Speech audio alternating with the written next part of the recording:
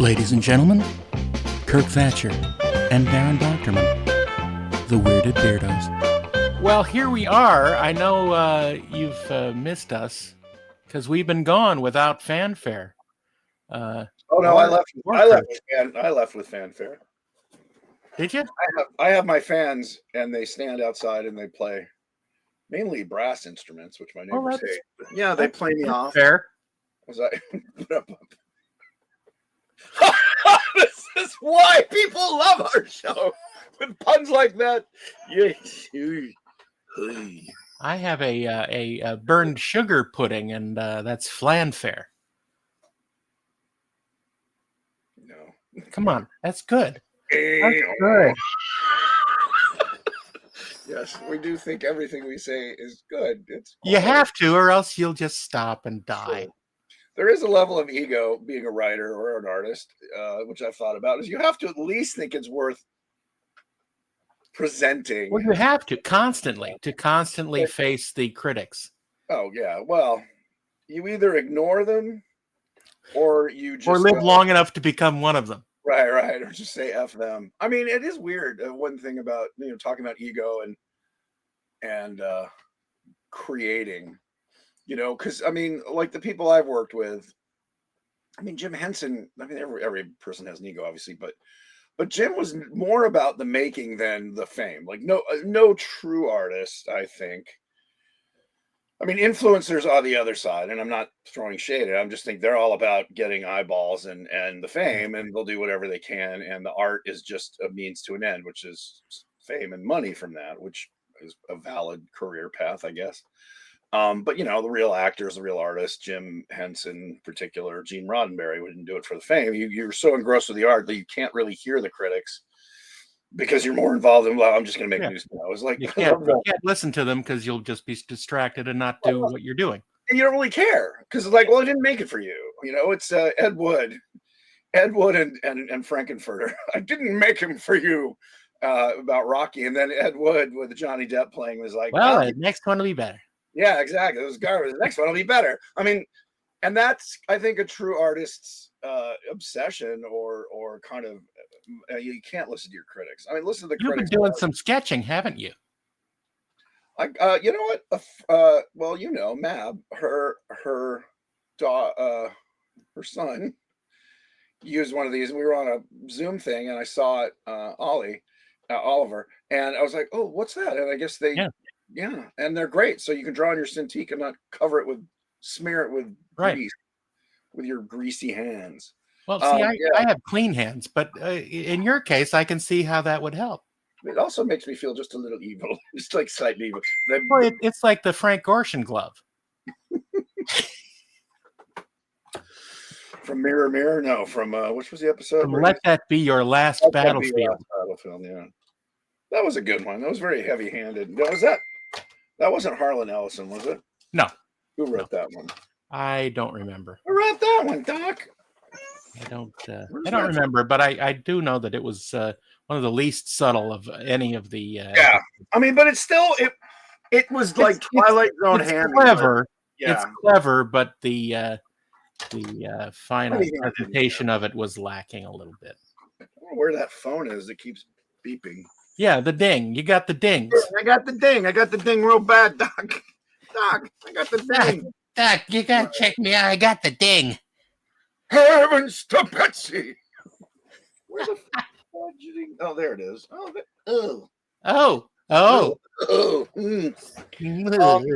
So you've been doing the conventions. Well, I did one convention. Oh, okay. I thought you did a couple of them. Well, not yet. But what I did was I did 1 week at the convention in Richmond, Virginia. Okay. And since that's so close to where my mom and brother live, my brother drove up and came for the convention, and then we drove down, and I stayed a week with my mom. Oh, that's how old is your sainted mother? Well, she's in her early 80s. Oh, okay, so she's doing all right. She's doing great. That's awesome. I used to visit my mom. I would call my mom once a week. Yeah, I FaceTime with her every morning. I tried that. I got her an iPad, and it was just too complicated. And so I just call her and talk on the phone. and I would visit her hopefully every couple months. She lived up in Ohio, but you've got quite a distance. Well, that's good. You're a dutiful son. I try to be. I'm not as good as I should, but Oh, who no. is? Well, we know who is. The person who was resurrected on this day. We're recording on Easter Sunday. Yeah. So that's why I'm wearing my Easter finest with every color of the eggs. It's lovely. You are a human egg. I'm a human egg. I also look like a SpongeBob Flash. That's true. You look like the pineapple that SpongeBob lives in. A few moments later. That's hilarious. That's hilarious. Yeah, I just got this from Jeff Granito Designs, very nice chap. I have a ton of his shirts and a few of his. I don't know if he does the mugs, but I know he is a big part of the Tiki Land Trading Company. And so if you ever like these, you're like Tiki mugs, look them up. They sell mugs at a pretty good price. They're usually under $100. All original designs and limited editions. And I've got that stupid collecting bug. I've got a ton of Tiki mugs. Did he do a Tiki mug version of you yet? Not yet. I actually might, as a Kickstarter for Captain Randy, might do that. The guys at Broken Compass and my friend Tiki Tony did a mug that jokingly looks like me, especially as Captain Randy, because it's a big red orange beard. Yeah. I think he has an eye patch. Randy doesn't. But anyway, I went to they had a launch thing and I said it was me, and people were taking their pictures with me, and I dyed my beard or colored my beard orange for the event. It was fun. Yeah. Dump the whole thing of Orange Crush on it? No, Cheetos. Nice. Flaming hot. The way I like my men. What? What? Yeah. So the convention in Richmond was fun. Again, this is Richmond, Virginia. This is the GalaxyCon folks. Okay. Who the Trexperts and I have been attending for a little over 2 years now. Wow. And they are great. What size crowd? 10,000 people? 15? A little more. I think I heard something like 30,000. Something like that. It's big. These shows are big because they are far away from the main hub that most people can go to, but this is close to them, and it's great. We were in what they call Star Trek Row. We were right next to Jonathan Frakes, and Bruce Boxleitner was on the other side, and then Alan Ruck. So we were right in row, and we could see all their lines. Alan Ruck, what did he play? What did he do in Trek? He was the captain of the Enterprise. I remember he was in it, but I don't remember. Oh, one of the E, right? Or the no. The C, the Enterprise. Was it? So yeah, it must have been. It was the one in between the movie Enterprise and Next Generation, and he was on the ship when Captain Kirk died in the Nexus, or disappeared in the Nexus in Generations, the first right. Next Generation. Okay. I vaguely remember that because I always think of him as Ferris Bueller's buddy. Of course, yeah, Cameron Fry. Cameron, that's right. And he had a major role in Succession on Max. I have not watched. But he was great. I mean, look, they all were great. We did panels with all of them. Frakes is a party boy, man. Frakes is awesome. We had dinner with him the night before, and he was awesome. He enjoys being out and about. Every time I'm at con and we're at a dinner together or just around, he's just in a good spirit and fun. Yeah. We call him the mayor of Star Trek, which is he basically is. He's taken over because Shatner just doesn't do it as much and kind of keeps to himself. And I don't know. What's his name? What's his name? Sir Patrick. Sir Patrick, does he do a once in a while convention? He does not. He does not do any conventions anymore. Yeah, I didn't think so. So Frakes is the mayor. I don't like meeting people at all. It's terrible. I do not enjoy their company. I do not enjoy the taunting and the fans. They smell strangely. Number one, make them go away. Number one smells like number two. What?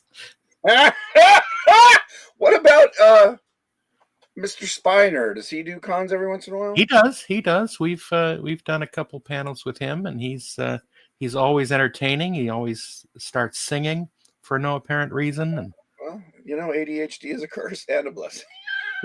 when we were in Oklahoma City, he started singing Oklahoma on stage, and everyone joined in, and it was quite the Where the waving wheat can sure smell sweet when the wind comes right behind the rain. Yeah. We know we belong to the land, and the land we belong to is grand. So when we say, Hey, yippee-yo-yay, oh, you know we're saying you're doing fine, Oklahoma. Remember, say Oklahoma. Not Oklahoma. Yeah. Nope. Oh, right up to the edge, and then we pull back because whoa. Are we? I was promoting our dumb show at a party yesterday. Were you? And chastising myself for not doing more than just talking about it at a party. So someday, now that I'm sort of, okay. So you've been doing conventions. That brings up something else. Yeah. My Nickelodeon job ended literally a month and 5 days ago. So just over a month ago. And I was moving, as you know. Maybe people don't know. I was in the process of buying. You're planning on moving. I still someday I'm going to move to the Pacific Northwest. I love it up there. Friends up there. I like the weather, and I like that you get a bigger house for less money. So and no state income tax. So lots of things to recommend. And I particularly, again, I love that it's all green. And I found a beautiful place. Sadly, it needed about $130,000 worth of fixing. Wow. So here's what's interesting. We were talking about this before we started yakking on recording. When you go to buy a house, and many of you may not have done this yet, you can hire the purchaser can hire an inspector. Right. And what you want them to do, and there's certain rules. I think different states have different rules, but basically they can do anything except, anything that they can access. Like if they can crawl under the house, they can do that. And they can get in the attic, they can do that. They can't start cutting things apart or drilling holes, but you can find out a lot. And they give you a report, and it costs these guys range from probably $750. Maybe there's cheaper ones. This fellow I hired up in Washington State, Southern Washington State, Vancouver area, was incredibly thorough. And I found out all these things I did not. Like I told him, I said, look, I want you to convince me show me why I shouldn't buy this place or pay what they're asking. And oh my gosh, he delivered in spades. Like he was finding things that I was concerned about. The biggest one was this beautiful house built on the bank of a creek, but the bank was not this and it wasn't that. It was more like a 70-degree angle. So it wasn't like slipping down, but it essentially needed a retaining wall, which was $30,000 to $50,000, and then a new roof. So that was another $40,000 to $50,000, and then a new deck because the deck had been done improperly. And so right there was about $130,000 to get it just to get it to, now I can start picking out wall colors and, if I want to redo a room. So, yeah, it just got canceled. The sale got canceled yesterday. So I'm going to take a little break because I came back from a little trip to kind of clear my head and enjoy some time off in Denver, where I saw somebody who we should have as a guest, Adam Dougherty, Creature Kid, who's an amazing monster maker and builder. Great guy, and his crew, really nice people out in so shout out to them. And I came back to 2 gigs, which is great because it's great, but I also was like, I was gonna have time off and fix up my house and do like things that you put off because you're working. Yeah. Anyway, back to the home inspection thing. You're not allowed to. You can share it with your realtor, but it is frowned upon. You can if you talk to the owners who are selling and say, hey, do you want to split the cost? But normally they don't, because then they're liable if they know something and they don't disclose it. Right. Now, even if they sell the house as is, which most houses are sold now, there's no guarantees. So it was interesting and a little depressing. Anyway, buying a house is a whole thing. Yeah. Getting a mortgage right now, they literally want DNA samples and 10 years of credit card. I mean, just so Yeah. much. It's really a pain in the neck. All And the things price, that people in the entertainment industry just don't have. yeah, I know. Yeah. And then also, like interest rates are up, and it's really hard to just get them to approve. I was doing like 65% down cash, Mhm. and they were like, "Well, you missed a credit card payment." And I'm like, "Yeah, during COVID, didn't we all?" Anyway, it was weird and frustrating, and I don't recommend it, but you do get a new house at the end. Well, or one that costs 150,000 to get I up did there. not get that one. Yeah. It sucks because it's a beautiful place, but I'm still looking. So that was one thing I went through, and I hadn't done that in 35 years. Yeah. Wow, this house, 35 Well, years. I'm sorry for your disappointments, but that means that something better is on its way. Yeah, sure. Oh, where's the cynic now? I'm a cynic in my own life. For everyone else, I expect the best. Well, that's probably a healthy way to look at life. Yeah. So that's been keeping busy, and then these two gigs. One is an on-camera, one is a writing one. So that's nice. They're not major, but they'll be fun and keep me in. They'll bring in some Gitas. Right, I was gonna say, bring me in some, keep me in coffee. And let's see what else. Oh, the other thing is I went to NAB. NAB, that's the National Association of Broadcasters show Yep. in Vegas. Yes, mainly a tech show. It's not, I mean, and so I looked at everything from video walls, which are now kind of becoming ubiquitous, with right. dot pitch all the way down to like 0.2, which is basically like giant TVs. I mean, you can walk right up to them. And then what was interesting in that specific realm was they also make color accurate low res panels for lighting. So they're not, they look like a light bright. There's big gaps, but they punch out like 200 lumens or 500 lumens, whatever. They put out light in the right color of the environment that you're in. Right. Whether you use a green screen or a live video thing. So I was looking at them as like, I can't afford a video wall. It'd be stupid to buy one. But I was looking at the light panels, even, like a little 2x2 kind of thing, for lighting when you're using green screen, so you can put your background in and get the proper surround lighting. Yeah, surround lighting. But they're still like $8,000 to $10,000 for like a 2x2 panel. So it doesn't. But look at it this way: if you get a video wall, that'll do the same thing for you, and you can have interesting backdrops on your Zoom. There you go. And on the podcast. Let's not forget. That's a creepy face you got going. But it's Richard Rule. You know the character actor Richard Rule? You look him up. Here he is. Ready? Here's his face. Yeah, it's exactly what he looks like. That's exactly what he looks like. He always plays mayors and like fire chiefs and stuff. Yeah. I realized I could. Wow. My face impression. It was everybody. Richard Rule. Wow. Yeah, I think lifelong hidden talent now only discovered. The Lorax mustache I've been growing for that on-camera bit. Anyway, so that was interesting. The thing that's really fascinating to me, because it's very much in the budget of what I want to do, is a company called, let's see. The product is Jet Set, and you can find this on YouTube if anyone's interested. And the company is like Light Effects or something. Anyway, look up Jet Set virtual backgrounds or something. Mm-hmm. So what they have is you get an iPhone. I think it has to be a 13 or later, and you use its LiDAR and its tracking data. You can either shoot previs or you can shoot on an iPhone if you want. But what they've done is you attach it to your camera. It could be a 12K or a 4K, whatever, and you run the signal through your camera. Mm-hmm. And it matches it's a live motion tracker. Motion tracker of, you can be on a green screen or you can be on anything, and it mats you into the back, and you see a live, your iPhone becomes a monitor, and you're looking at, you can be a composite. A live composite. And so it's pretty cool. And again, all the hardware, and excluding the iPhone, the software is like $60 a month or something, but wow. The hardware the hardware purchase is under $500, and that's mainly like a thing to mount your phone on your camera. Right. It's and I spent it's basically what there's a function in Unreal Engine that lets you do exactly the same thing.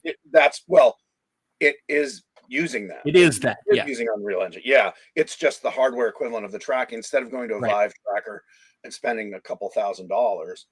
And so that plus there's a really interesting software. Again, what's funny is these are the high tech new stuff where, the Canon booth had 1 million people around. And these guys, to me, are the cutting edge, what's going to be entertainment soon. A company called Beeble out of South Korea. I met the creator, a guy named, I think it's Han. Anyway, Beeble, like B with BLE at the end. And it takes your feed, like green screen or whatever. It creates a matte. It creates a 3D model of whatever's on camera without being a 3D camera. Mm-hmm. And then you can do interactive lighting, fake interactive lighting. So if I'm like this, relight the stuff you shot, the 2D stuff as if it's 3D. So if this is what we're looking at, and I comp it out and I put a light underneath, suddenly I'll have underlighting even though I'm lit like this. Now it's best if you get kind of flat lighting. Right. But that to me is fascinating, and it's interactive. There's a demo where they have a guy in a green screen and they're just moving the light around him, and it's like there's a firefly buzzing around his face. And I mean, that again is like $50-$60, and you can do high def, and I think that gets you 15 minutes of footage. Right. So that combined with the jet set technology for under a monthly fee under a couple grand. Yeah, you can put yourself, and Unreal's free. You can buy the environments, you can build the environments. You can do what I want to do once I stop working for other people is make your own shorts or films or even concept reels for selling an idea. Right. So that to me was, and then I looked at like Blackmagic, the new version of its editing software, editing and comping. Yeah, DaVinci. Or DaVinci Resolve and Fusion. That's really cool. DaVinci 20 is beta, but it looks really neat. I'm not used to the interface yet. I'm just kind of learning it. It's what do they call it? Node based, where it looks like so it looks like the person who's following a serial killer, and you've got the things with strings going to it. Right. It's visual, which is weird because I think visually, but it's so different from effectuators. It's what I edit our podcasts on. Oh, really? Yeah. Okay, but you're not using effects so much. So effects are more where it's not node based. Yeah. Right? No, but occasionally I do. Yeah. My last version of Roddenberry's Hollywood Hot Tub had a couple effects shots in it, actually. No, I was telling people about that. I was telling my friends about our thing and about your Hollywood Hot Tub. They got a huge laugh, and I said they should be a lot longer. They're like, but the point is that they're not. I know, but that's the point. Such a great idea. I think it's funny. You should have Rodney Dangerfield on as a guest. Well, maybe I will. You know what I'm saying? Hey, Gene. I mean, I just have to figure out how to get in touch with him. No. You see, I would do his. Would you? Like you do, Gene? I would do. I see. Well, maybe we should just do that. I mean, it's hard enough getting you to record one of these. You know what?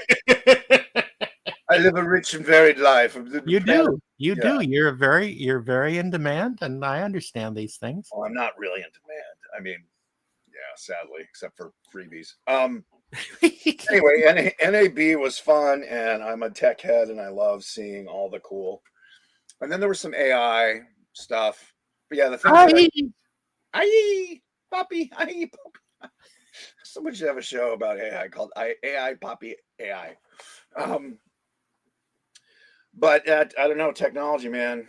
Between AI and that stuff, and there was a lot of talk of the creator economy, where YouTube is going to be where people already are making their fortunes, and this technology is really helping. I mean, if you go to Jet Set, you can see a couple films that guys just made. I met the makers who did it, and they just literally did it in their living room with a green screen. Right. There's this. He looks like he's 12. He's probably in his early 30s. Guy out of he's Northern English, but he's one of their demo artists. And another guy who did an amazing cyber futuristic world with him and a robot traipsing around in a Blade Runner kind of universe, all done in Unreal, all shot again like in his garage. And that's where the new stuff is getting done. Unfortunately, no software to help people actually come up with interesting stories yet.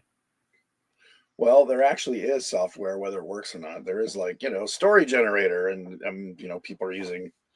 This is why I put in the modifier interesting. Oh, right. Yeah. Well, look at half the shit out there. I'd rather not. Although I would like to do a version of Below Deck, the yacht show, set in the Jetsons universe. Wait, I thought Below Decks was the Star Trek show. No.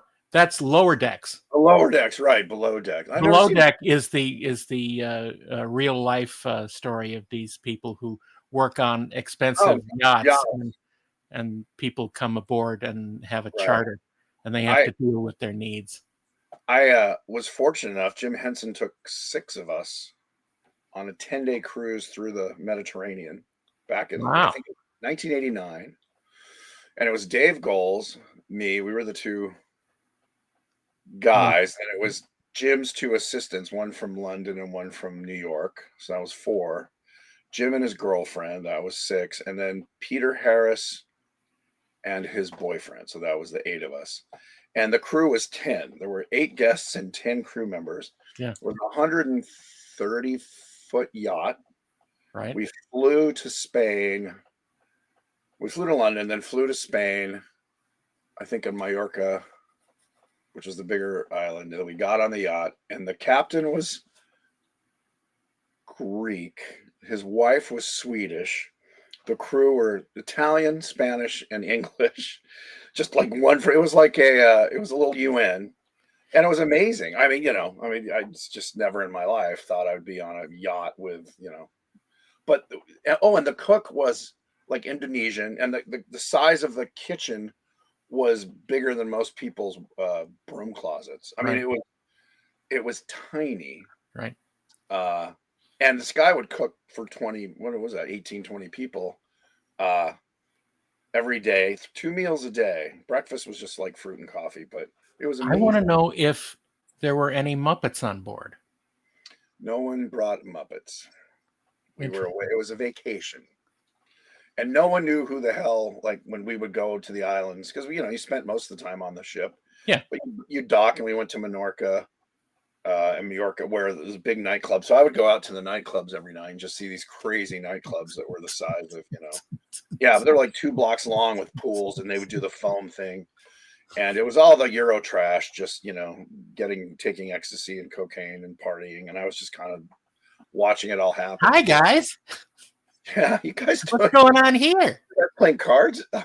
Yeah. I mean, I was by myself, and I didn't really have anyone to show me around. So I was just kind of wandering around, like a kid in Disneyland. It was crazy. And then I would just walk back. I mean, because I looked like me. I had hair down to here and a beard, and no one really messed with me. So I just walked back to the yacht at 1 a.m, and the next morning everyone teased me, "Oh, how'd it go? What'd you do?" And I went to a nightclub, and I saw people having good times, and girls took their tops off, and people were jumping in a pool, whatever.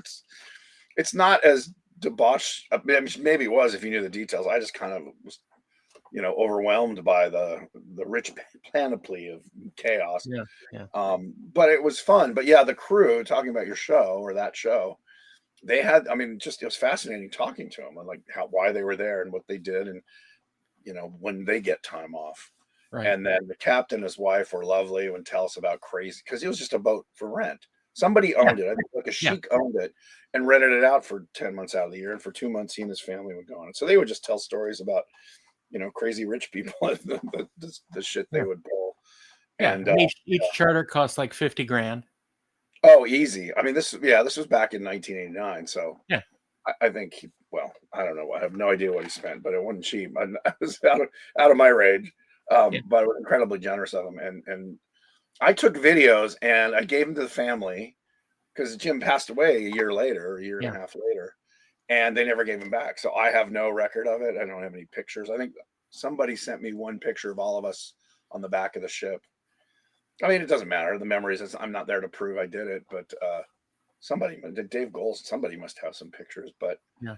I remember one of the things I did with my video camera, because I invited an ex-girlfriend because we were still friends and she wanted to come along. And so I would videotape, like, here's the Mediterranean, like gorgeous, electric blue water and the food set out. And I would just turn it back around. Well, this is what you missed out on. So long, loser. Yeah, loser. Oh, sorry, you couldn't take 10 days out of your schedule because it would have been paid for. It's free. Yeah. But yeah. Anyway, I'd be interested in that show. But Good. You want to do that with like floating boats, like Jetsons. I mean, floating in air boats. Right, more like shit. Well, what was that series that was about a star cruiser, which was basically like, Oh, it was terrible. It was terrible. It was an interesting idea, and it had Hugh Laurie as the captain, which he's always good.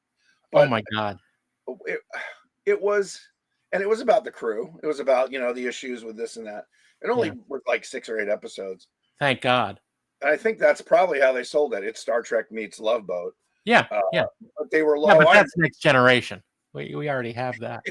But I think the premise was they were lost, or they were cut off. They made a mistake and they can't get home. They can't get home. So it was going to turn into we talked about this early in one of the episodes about the Canadian series about the Earth ship that was drifting off and Star Lost. Yeah, it was basically like Love Boat meets Star Lost. Right. Except in Star Lost, they didn't know that they were on a ship. All these communities had no idea. Well, and this thing was kind of it was supposed to be a comedy. It was supposed to be a comedy. It wasn't. Yeah, I mean, no shade to anyone who worked on it. It was anyone. No, there's shade.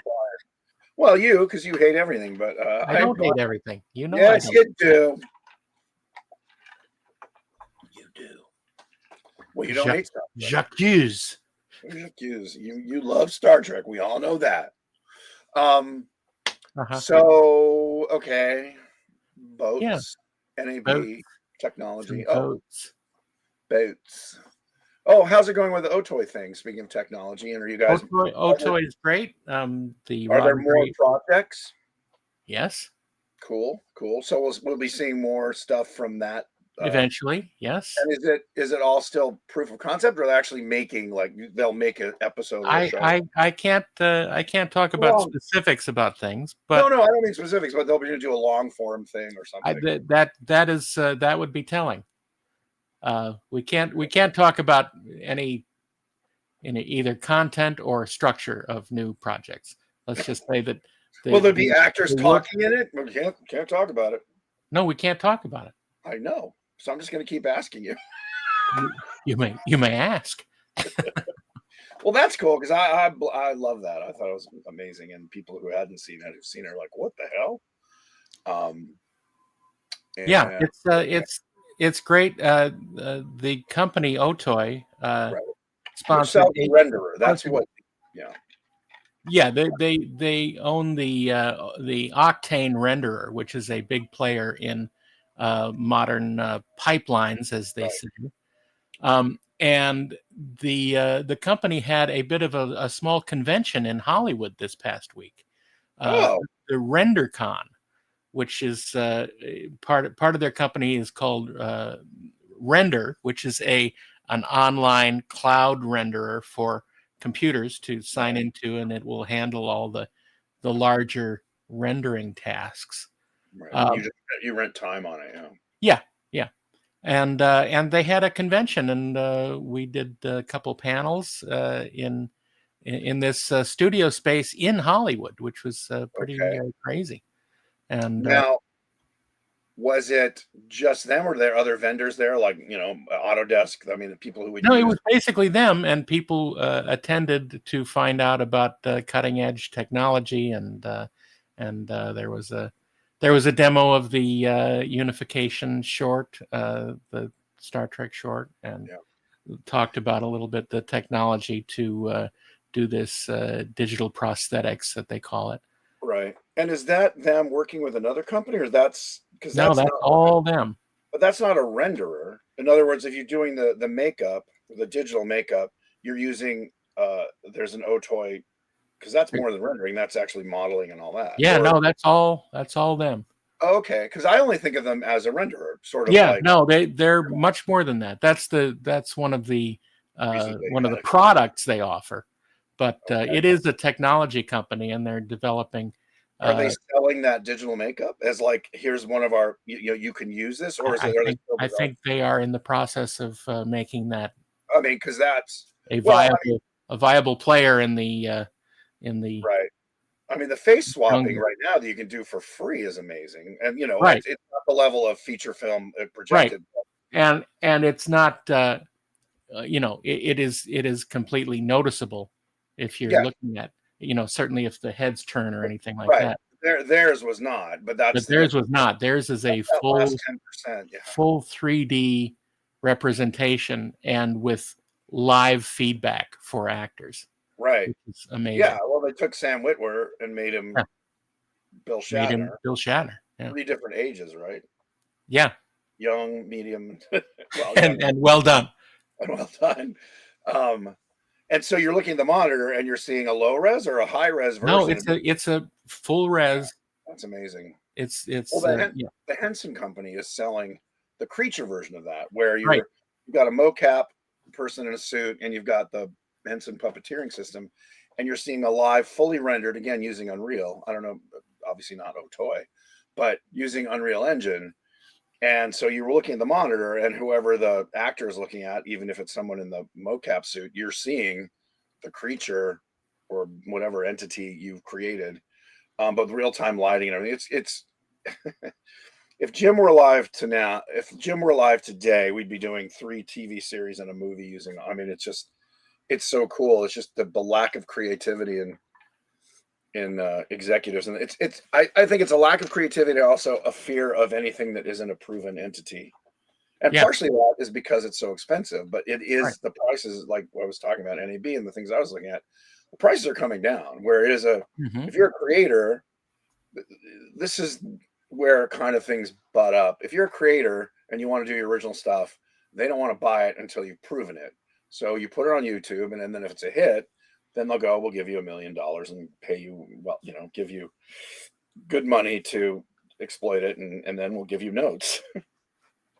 Yeah, But it is frustrating as somebody who is an original, or anybody who creates original content, which is the goal of most creators. They're not like, oh, please make Peter Rabbit, please turn the Linus and Lucy or the Peanuts, make a horror movie, but use it's always this kind of mashup, which is fine and it's fun in its own way.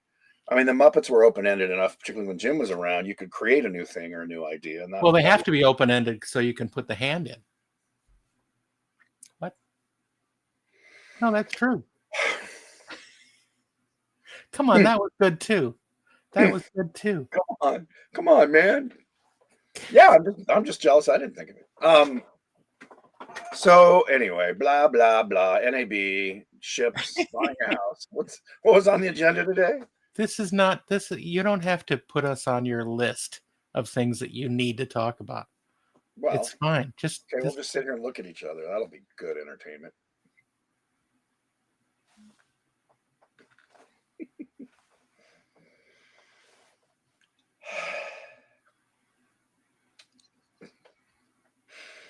Do you ever go to Comic-Con? Not anymore. It just became too expensive. Yeah, I know. I mean, it's $3,000 a pop to go down to Comic-Con. Yeah, and I can do it for 2,200. Yeah, but still, it's ludicrous, and it doesn't benefit us anymore to go there. To me, it's a big party, and if I have the money and the time, I'll go. Like this year, I got a discounted rate through friends who get the bulk. Oh, that's good.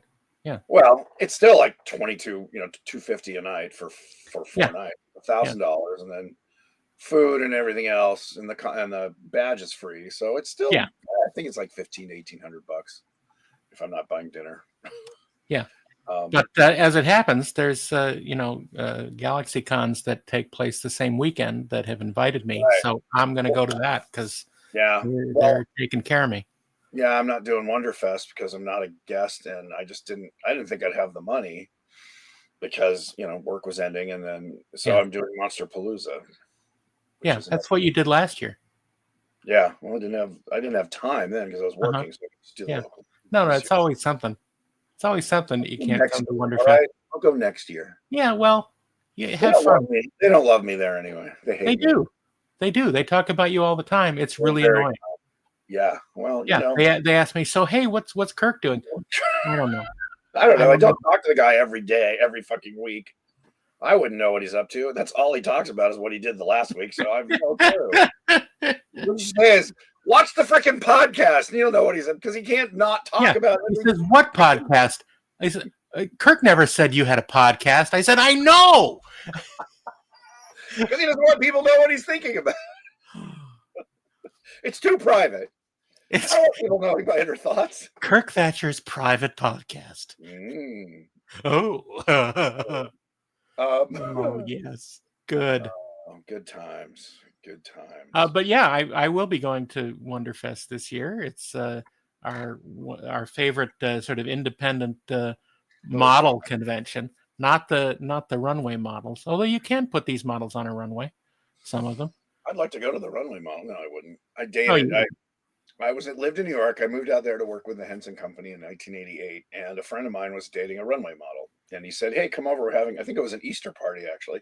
Yeah. There's going to be models there because I was single. I just moved away from LA and kind of gave up all the dating I was doing here. So I'm like, oh, great, models. They were all literally broomstick thin and had the energy of somebody who hadn't eaten in 3 days. Yeah. Yeah. And they weren't, I mean, to me, they weren't attractive. They were just too thin and no personality. Yeah. And it was because they didn't have to have a personality. No, they didn't, and they just didn't eat that much. I mean, it was like lettuce it was lettuce and sparkling water. Okay, I need to use the bathroom, so that's why I froze. I'll come back to you. I've got to use the bathroom, man. I drank so much coffee. That's not my fault. Well, I told you to get the Mountain Dew jug. So you just run the show by yourself. Oh, you can edit around. This was not normal. Go. We're gonna take. Go. Yeah. Oh wait, you mean I'll just talk to our nice viewers and listeners. Oh. And I'll talk a little more about Wonderfest, which is this. It's a show that takes place every year in Louisville, Kentucky, and they have a bunch of people who participate in their model building contest, and like thousands of entries that happen, and they have a series of guests from the creative arts. They have actors sometimes. They have makeup effects people a lot of times. And Kirk has been there many times. I have as well.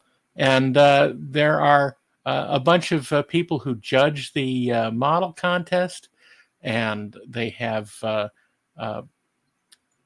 seminars and people who talk about things they've done, and they have sort of arts and crafts, not really arts and crafts, but sort of model building and sculpting techniques. And it's really a lot of fun. And of course, I go there for the hang because there's lots of people that I've met over the years there who gather together just for this, and they don't often come to other conventions. But it's really a lot of fun. And of course, I go there for the closeness to the Cincinnati chili place, Skyline Chili, which is a favorite when I go visit.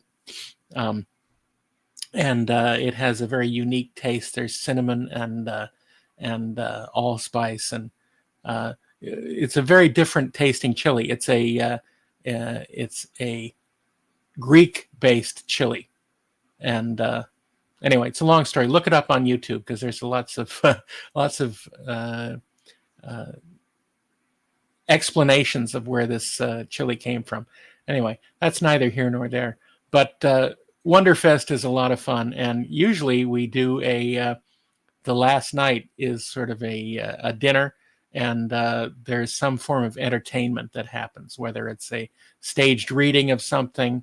Our friend Frank Dietz usually organizes these things, and It's a lot of fun. So look it up. It's wonderfest.com, I believe, and they have a good show. So if you're in the sort of Midwest region and go to conventions or want to, Wonderfest in Louisville is a good show. It takes place at the end of May, beginning of June. So I just told everybody all about Wonderfest. Was it funny? You guys write back. If it wasn't funny, don't blame me. No, it's funny. It's hilarious. Don't change your probiotics. I prefer amateur biotics. Yes, I make that joke as well. It's a good one. No, it is. All right. I'm not going to argue with you. I'm just happy that I made it to the bathroom. Kidding. Wonderfest, yeah, it's a great show. It's very small. It's like maybe 3,500 people, maybe 4,000. Yeah. What I love about it is right in the middle of, if you're a whiskey fan or a bourbon fan, it's right in the middle of, you're an hour from like 20 different distilleries if you like Kentucky. Well, if you're a lushy like my friend Kirk. What? It's not a lushy. He's not a lushy. I'm an enthusiast. Enthusiast. I actually do find I'm a one drink guy now. I used to have 4 or 5, and then I realized I don't get really drunk. It's not good for your health, and it's like after one, you've kind of had the flavor. So you realize, look, I'm not here to impress anybody. I don't care. Right. I just want to enjoy it, and it doesn't matter. Yeah. All the good things are slowly taken away from you as you age, or not so slowly. Yeah. Well, exactly. So that killed time. What else? So how was your bathroom trip? No, we're not going to talk about that. Well, it was fraught with danger. What else is going on? Let's see. We talking about. He's definitely fraught. Fraught. Oh, 3D printers. That was it. Yes, 3D printers.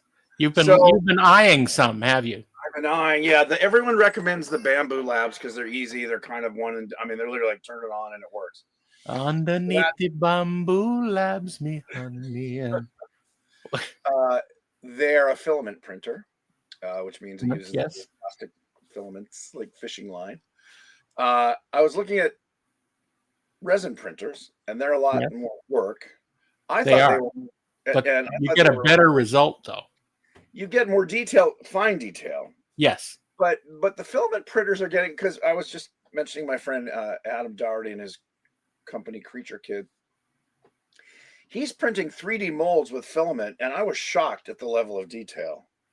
I mean, if you're doing miniatures, like then resin is the way to go. But this was, life-size stuff. It's probably, horses for courses. If you're going to do like detailed prosthetics, maybe you'd want to still use. So he's printing the mold, which is interesting. He sculpts it in 3D in ZBrush, and then prints the mold and the core, which used to take days and days of molding and casting, and now it takes days and days of printing. Yes, because these things aren't very fast. But it's cheaper because you don't have to have 2 people who are mold experts. Right. I mean, there's still lots of reasons to have mold makers, but it's interesting. And he was showing me, and even when they're printed in set, because these printers aren't giant, it's like a 11 to 10 inch cube. So he's printing the molds in sections, and then part of the 3D print is the way to lock them together.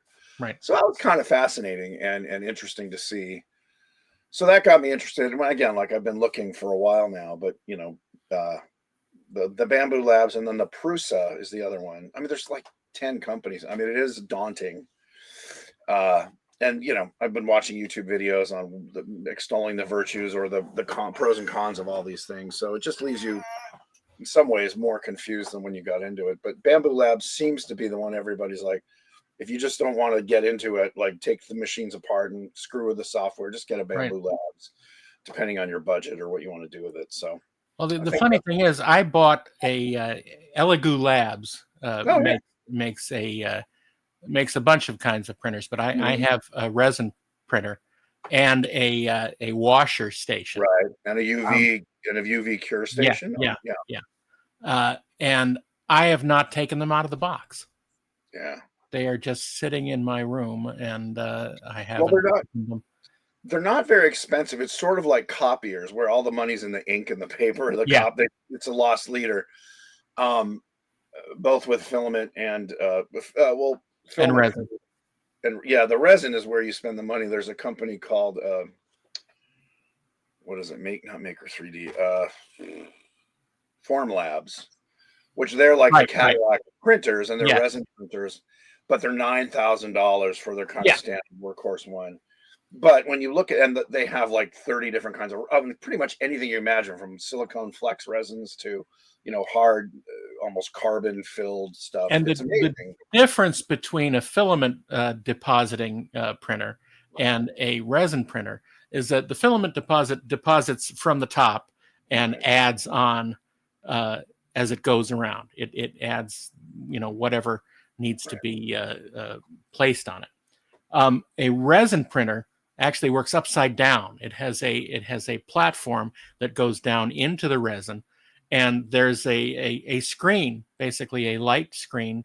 It can be, a LCD or LED. an LCD, but it blasts light, and it in the shape of what the Cross section, yeah. what the cross section should be, and it cures the resin just enough so that they can raise the platform and then bring it back down and do the They next raise plane. it micro, Yeah. micro instances. So you get these fine details, but then you have to wash it. The resins are pretty nasty, toxic wise. Yeah. You don't do it in your house. And then You you have to wash it with alcohol. and then cure it fully. Yeah. With Right. So it's a lot more work, but you can get more detailed stuff with it. I don't know. I was kind of sold like you kind of have to get one of each depending on what you want. If you really want to cover your bases. I think for the start, just being at Adam's shop and seeing what he was doing, I think, just one filament printer, at least to start with. Because what he'll also do is like he'll print, when he's doing bigger stuff, you do it in sections, and then he'll put a fine layer of clay to do the details on it. And then you have to mold it traditionally.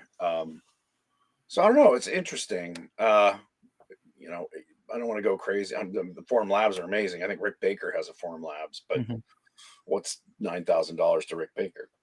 Well, it's more than it was 10 years ago. Right. I think he has a 3, so the 4 is what they're on now. But anyway, he does amazing stuff with it. Oh yeah. Well, it's not the tools, it's the artist. Well, in that case, yes. But it's also, I remember when airbrush is around, you can get a cheap Badger, or you can get a Pache with the fine. And so the tool helps, because I remember trying to do stuff with a Badger, like the $40. And then you're like, how did I get these? Oh, right. There's one. Oh, you got to get a good airbrush. Share and Iwata or whatever they were. And so the tool does help, but in the hands of a professional, they can take they could do a house painting brush and do, which Rick does now. If you don't follow Rick Baker on Instagram, do it. You can see all the stuff he makes and all the paintings he does, like in a day. Yeah. And then you forget that he's such an amazing artist, 2D artist as well as sculptor, designer, and all that. No, he's incredible.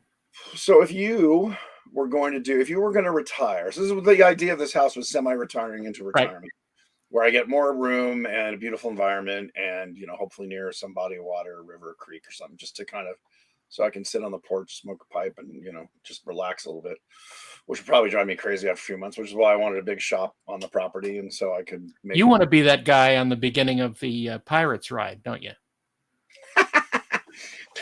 Ding, ding, ding, ding, ding, ding. I do want fireflies, but I don't want the humidity. Anyway, what would you do if you could do anything you want and you've got the space? In other words, like you move somewhere where you could buy, God, you want to get depressed. Look at housing prices in Michigan, where you can get literally mansions for what I'm looking at, a nice sized house in Portland area. But then you got to move to Michigan. Well, yeah. The parts of Michigan are great, but they're more expensive. But they're, relative to LA and Portland and all that, they're much more, Well, my friend Tim Flattery left LA like 20 years ago to move to Michigan, and he has a great setup there. And, right. So that's your setup. You can go wherever you want and do whatever you want. What would you do? The sad part is I would do exactly what I'm doing now. Okay, well Do, that's do, not do bad. creative stuff. You, No, that's great. I would do creative stuff. I would make stuff. I would do drawings, do 3D, see, I missed, and I would probably do more 3D printing, doing that. well, because you design all sorts of things that'll be beautifully 3D printed, whether it's models or props or whatever. I know you're I have, yes. right. Yeah. Um, interesting. One of the ideas is to pay less in taxes so I don't have to take jobs that I'm Yeah, not really in love with. Like, look, kids entertainment is fine, but I've never, sort of like Jim Henson, kind of got shelved as a kids entertainer, which is right. not what he thought he was or what he defined himself as, which is why, I mean, he did, if you're creative, you get labeled kids entertainer because, well, adults don't want creativity. I Right. mean, that's not Which is true, true. but the way the neurotypicals think of it is, well, yes, and it's maybe just creative adults like creativity. But then a woman on welfare writes Harry Potter and becomes the richest woman in the world because it's an original idea. Kind But of. then what's that? Kind of. Well, it's original in that it wasn't a IP of something else. She didn't Yeah. write a book about Santa or werewolves or something. I mean, there's werewolves in it, but Oh, there's werewolves in it, and there's werewolves Santa. so it's like she didn't create werewolves or griffins or hippogriffs, or wizards or witches or anything. But she at least They're going out to meet Merv Griffin. Ooh, hi Harry. Ooh, so you call me a muggle. Ooh, that's interesting. ooh, that's a strange name. Merv Griffin. You think you could show me a spell or something? Speaking of Merv Griffin, Wink Martindale passed away recently.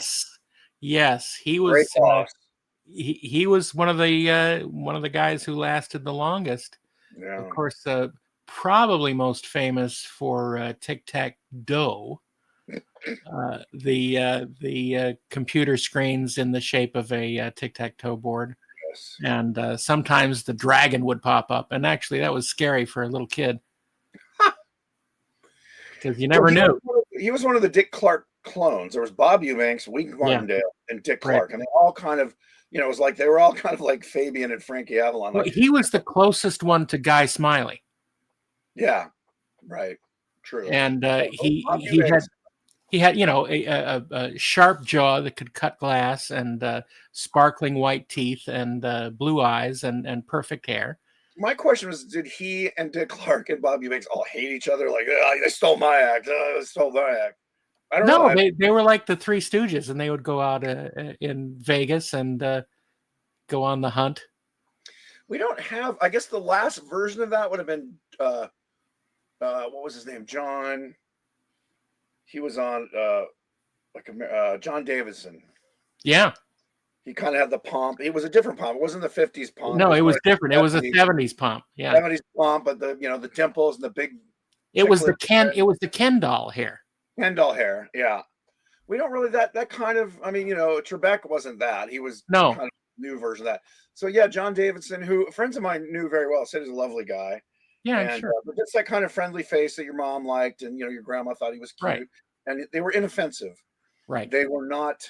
There was no pointy edges, and I guess there is no. I mean, and then there was like Gene Rayburn, who was the complete opposite. He looked like an ogre with a bad toupee, but he was funny as hell. Yeah. He was like Shrek. Gene Rayburn, Bill Cullen. Bill Cullen, yeah, he's more the older. He was like To Tell the Truth, right? Yeah, but also he did Price is Right. He did the first Price is Right. That's right. There's Bob Barker back from Truth or Consequences and the original. Yeah, I don't know. Oh, there's somebody else where because I met his daughter, Monty. Was it Monty? Monty Hall. Monty Hall. Let's Make a Deal. Daughter, yeah. Let's Make a Deal. But we don't have. I don't know. I know there's game shows Drew Carey is sort of filled in. He's like the Gene Rayburn. Yeah, but he's sort of he's a different type. He's not. Yeah, no.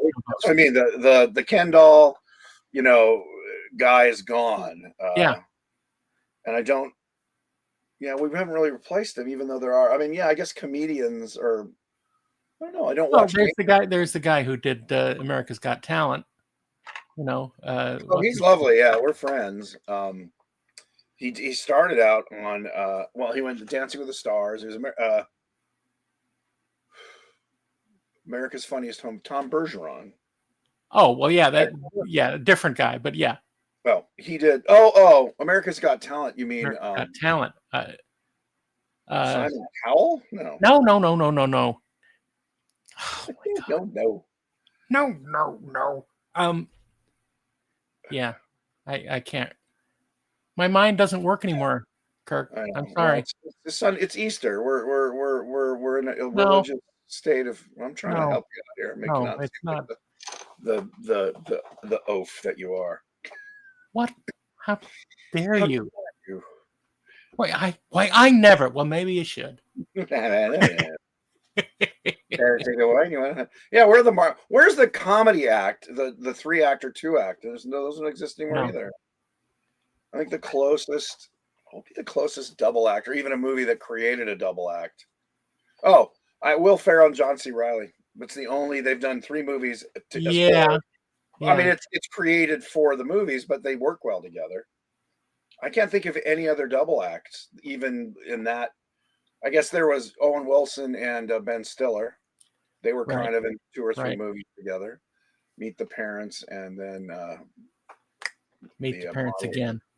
Yeah, Meet the Parents 1, 2, and 3. But then there was also Zoolander. Right. They did 2 Zoolander movies. Yeah, it's interesting. I guess because there's no double acts in comedy in stand up. I guess maybe that's where we should take our bet here. Well, we Start doing. have, and as soon as you start telling people about it, they'll know.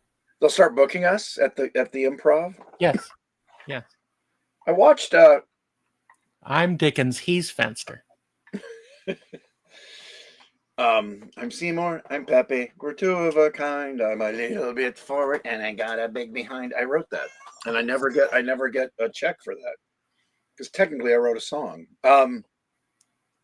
Well, see, they pay you when it's played. Oh well, it's played. Well, here's what's interesting. This was a hack that producers do. So Muppets Tonight was considered a variety show, Right. which means we didn't get residuals because it was a variety show. And when I found that out after the first season, I'm like, wait. This is all creative. This isn't guests with a host who's Yeah. written some questions. This is all fake. And they're like, yeah, but it's too late. They got it. It was WGA as a variety show. So every time you think finally, Thanks, WGA. well, that they allowed it to be called that. Yeah. Anyway, tough business. Well, it's it's always pleasant Hollywood stories here on the Weirded Beardos. You're not cynical and burnt out. No. Oh wait, we're not bitter. Oh, never mind. No, It's in fact, man. I mean, I think we're kind of sweet. we are. We hide our soft hearts with our tough, crusty exteriors and this mustache, which I gotta say, it's getting like fairly Yosemite Sam epic at this point. You're getting it there. Burn my biscuits. Hey, there you go. There's a movie, the live action Yosemite Sam movie, and I will cast myself as Sam. All right. Ooh, I hate that rabbit. How would you do that? I guess you'd have a CG Bugs Bunny. Maybe. You do him. Yeah. I mean, if you're going to make Sam an actor, you'd have to do Bugs as a. Well, it has to take place in 1849. Yeah, well, yeah. It has to take place in the gold rush in California. What a dumb idea. And it's basically Chinatown. We'll do Chinatown with Yosemite Sam. Deadwood with a talking rabbit. Yes. Well, then you'd want the guy who played Al Swearingen. What's his name? Al Swearingen, the British actor. Yeah. He was great. Come on. You can think of it. Too tall. Uh-huh. Oh, he was also. Ugh. You see, I'm taunting you because I can't remember it either. I know you can't. He played John Wick's. I can tell you his career. He Yeah. played John Wick's kind of mentor. John, is that great? John. I'd give you half an hour to leave. But are you a fan of the John Wick movies? I've never seen any of them. Oh, they're actually a lot of fun. I mean, Keanu Reeves, love him or hate him, but he's very likable in this. And No, I like Keanu Reeves in yeah, general. yeah. Well, some people, I mean, some people say he's not a great actor. He's great when he's cast properly. Right. And this is, I mean, like Neo, it's just right up his alley. And he's a likable. I mean, this has been done a billion times. A retired hitman who doesn't want to, who keeps getting drawn back, but he doesn't have a family. He had a girlfriend and a dog, and they're both axed out in the first one, and then the rest is just this long series of screw ups that get him in more trouble with even bigger, and it's like the Death Wish movies. Yeah, it's just the same premise, but it's infinitely watchable and fun. And it's way less complicated than James Bond movies. Like, how's this guy going to get out of this situation with 700 assassins after him? And, one guy. And he does. Yeah, and he does. And that's the fun of it. It must be easy to write. I mean, isn't that the fun of it? And on that note, with these recommendations for you. That's some strong coffee. Yeah. Thanks for listening, all 12 of you.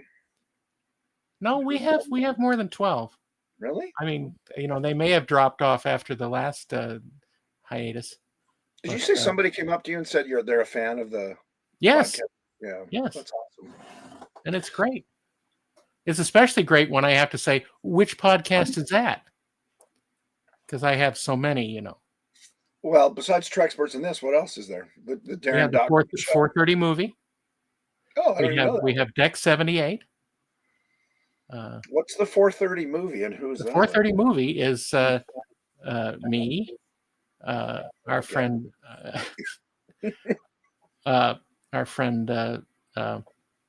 Mark Altman, Ashley Miller, and Steve Melching. Oh, so it's very much like the Trexperts, but you're talking. It's like the Trexperts, but it's more structured than the Trexperts because each week we have a theme week, like the 430 movie used to have when it was on TV. We would have all Godzilla movies or all Planet of the Apes movies, and we do a theme week every week, and we each choose movies to be programmed during that week. Steve Melching has Mondays, I have Tuesdays, Ashley has Wednesdays, Mark has Thursdays, and then we come up with a combined selection for Friday. And we had Gene Hackman week, celebrating the great Gene Hackman. But you don't watch them and comment live. No, we just tell about them. Right. So your homework assignment is you guys watch it and then spend an hour talking about the movie and what you liked, hated, whatever. Yeah. That's fun. Yeah, but each of us have our own movie that we pick, and we don't tell the others. So, if Steve picks the movie that I want to do, I gotta have a backup. Oh, so you don't? So you do know what you're watching? Yeah, because we're not watching it on the show. No, I understand. But you say, all right, it's Gene Hackman week. I'm going to pick a movie, and it's going to be French Connection. But you don't know anyone else's pick? No. So you have to pick two. What if both of them are double? In other words, you pick, French Connection, and someone you gotta have a deep bench. That's what I'm saying. Well, it's rather personal, but all right. But that's part of the charm of it because a lot of times our tastes are varied enough so that we won't have the same selection. Right. Which is fun. It makes it fun. I used to have a film salon with a bunch of guys up in Santa Barbara. Now, because we were from disparate areas, we'd get together once a month, and then whoever hosted, you would pick the movie and you would host it, or at least like for me, because I would drive up there, I would buy dinner or something. Right. And then watch a movie that some people maybe know. I mean, the idea was to pick more esoteric stuff, not Gone with the Wind or something. And sometimes people just pick like, let's watch Citizen Kane, because everyone hadn't seen it in a long time. And then we would watch the movie and then eat dinner and discuss it. And it was really fun. And because it was a disparate group, there was real interesting, like we had one guy who just loved weird art films that you would watch and be like, what the, like Wong Kar-wai movies, like Green Papaya. And it was just, and then, I would That was you, wasn't it? No, I would pick Dr. Goldfoot and his Bikini Machine because I had to balance out. I didn't want it to always become a bunch of weird esoteric, nerds is like, no, we're watching Dr. Goldfoot and his Bikini Machine. We're watching crap this week. No, we're watching quality American entertainment from the 1960s, featuring Vincent Price. Yes. As Dr. Goldfoot. It's my machine, my bikini machine. Still my favorite line of a movie. Because the movie's called Dr. Goldfoot and his Bikini Machine. And when you finally meet him, and I think it's Dwayne Hickman. Dwayne Hickman, because they couldn't, like Frankie Avalon didn't want to do it anymore. I think it was Dwayne Hickman is in it, and there was another, like Fabian kind of Frankie Avalon type. Anyway, when you meet Dr. Goldfoot and his big computer, I think it just says, "This is my machine, my bikini machine." And so it basically made sexy girls in bikinis that were bombs that would then attach themselves to heads of state, and he was going to blow them up. I mean, it's just so stupid and silly. And I love it's not a bad plan. It's true. It would save. Maybe that's what we should do. I mean, the Chinese are getting very good at human-looking doll women robots. Human-looking doll women. Robots. That's my movie. Human-looking doll women. Here's my plan. This is my human-looking doll women machine. Well, somebody will probably do the serious version of it, clones or something. But anyway, I love the Beach Blanket movies. I love that era. I love the guy who directed it and kind of created that and went on to create Bewitched. Yeah. And he married Elizabeth Montgomery. Yeah. And I know their daughter is a director. I met her. She's lovely. Anyway, there was a decided love of dopiness that we don't see. Austin Powers was kind of the closest we've seen, but that was but that was a parody of that time. That's what I mean. Where these were, and I'm trying to think of like what comedies. There was the what's his name? Hold on, give me a minute. The guy who created Freaks and Geeks, and then went on to do Judd Apatow. So he created like a genre, kind of harder PG, harder R comedies. But that's been about it. The comedies are sort of dead as film. I'm trying to think of the last. And then there was the Will Ferrell, John C. Reilly. Were those Judd Apatow? No. No, I forget who the creator. Oh, it was Will Ferrell's partner.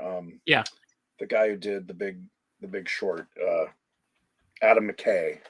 So he kind of created a brand, but they were more realistic. I think that just kind of giddy silliness that the Muppets are sort of imbued. I wonder if we're just too cynical now, or it just seems. I think it has to do with language, actually. That those kind of movies don't play well overseas. Well, they weren't meant to. I mean, I know, but with the global system that we have now, they had to. I wonder if you could make. You could make. Jack Black kind of makes 10 to 20. I'm sure they're 40 million because he gets $10 million, but kind of the lower budget silly comedy, like he did Dear Santa, which was funny and it was kind of a kids movie. The Farrelly Brothers. But how much money did it make? It didn't. I don't know. They don't do. Movie business doesn't do well anymore. The Farrelly Brothers did it. Yeah. Well, if you could do it for $5 to $10 million, you would make your money back. Yeah, but they can't. Well, that's what's interesting.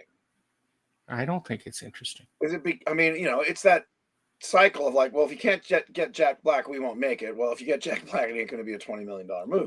Right. You see, that's where I come in. See, I can do the Jack Black role. You can. And I'm cheap. I can make his face. We know you're cheap. Look who you hang out with. I didn't say it. I know. I will self-denigrate anytime I can, because then it takes the. He started the self-denigration cycle. The machine. It's speaking. It's creating bikinis. Yes. Let's put him in a Star Trek episode. Well, it's basically Harry Mudd. This is my machine, my bikini machine. Yes. Be reasonable. Oh, Harry Mudd. We'll talk about that next time, because we had a good episode we were going to do, and it was ripped from us. I know. We could do the short. Can't you just three shorts that are really? No, it's not worth it. It's not worth Well, worth is a no. You can't do 3 shorts because they can't be connected. Oh, that was my question. Yeah. They can't be serialized. Really? Nope, you cannot. That's one of the guidelines. Yeah. But you could probably do it now because there's no one at Paramount left. Well, to enforce it. So. Skydance buys them. Who knows what's going to happen? There's an episode. We'll see. All right. We'll see. All right, everybody. Thanks for coming back. Nonsense. Thanks for coming back, and we'll see you next time. I can't honestly say when that'll be. I'm hoping next week, but we'll see. So thank you. I'm around. All right. Hope you all had a good Easter, even though this is airing like a few days after that. But no, it's airing tomorrow. Well, the one day after Easter, but then it'll exist forever on the internet, so they might watch it 3 years now. Forever will it call your name? Yeah, this is like people want to remember us after we're gone. They turn on to weird. My nephews are like, "Oh, I miss Uncle Kirk. Let's watch him be." I was just here yesterday. Thanks, everybody. See you next time. Good night and good luck. The Weirded Beardos are Kirk Thatcher and Darren Doctorman. Email them at theweirdedbeardos@gmail.com.